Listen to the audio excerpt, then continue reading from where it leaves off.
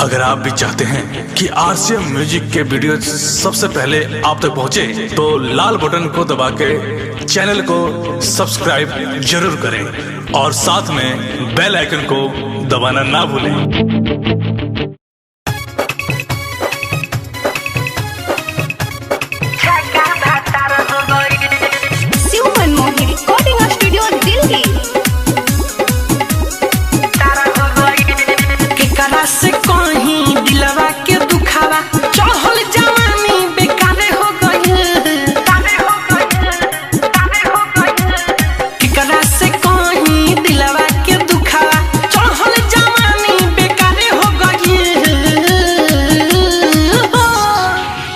खबर छपलिया का बारे में सखी कलकत्ता में छक्का भातार हो गई। खबर छपलिया का बारे में सखी कलकत्ता में छक्का भातार हो गई।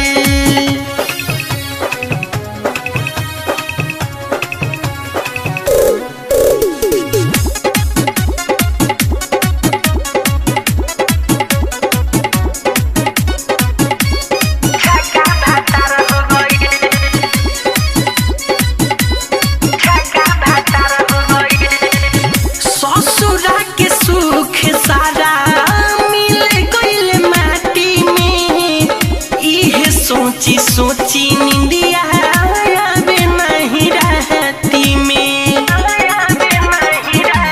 ए सखी ससुरा के सुख सारा मिल गइल माटी में।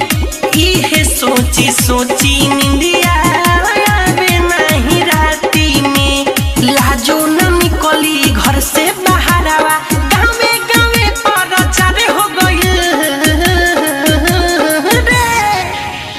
खबर छपलिया का बारे में सखी कलकत्ता में छक्का भातार हो गई। खबर छपलिया का बारे में सखी कलकत्ता में छक्का भातार हो गई।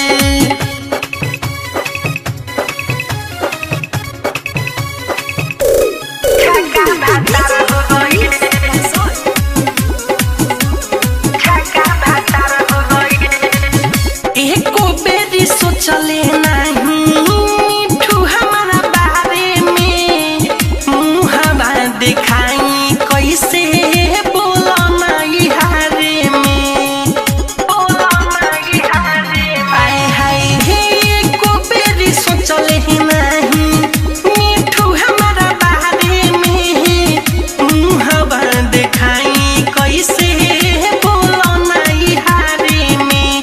राइटर दिन शादी देख चलते हमरो जिंदगी जहर हो गई। आदि खबर छपलिया का बारे में सखी कलकत्ता में छक्का भातार हो गई।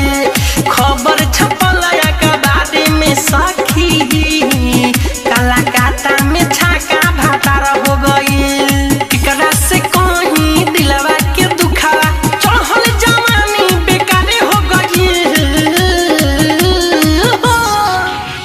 खबर छपलिया का बारे में सखी कलकत्ता में छक्का भातार हो गई।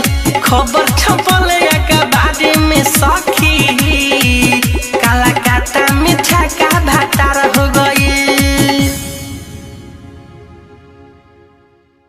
डाउनलोड कीजिए RCM music official app play store से। आरसीएम म्यूजिक के सारे ऑडियो वीडियो डाउनलोड करने के लिए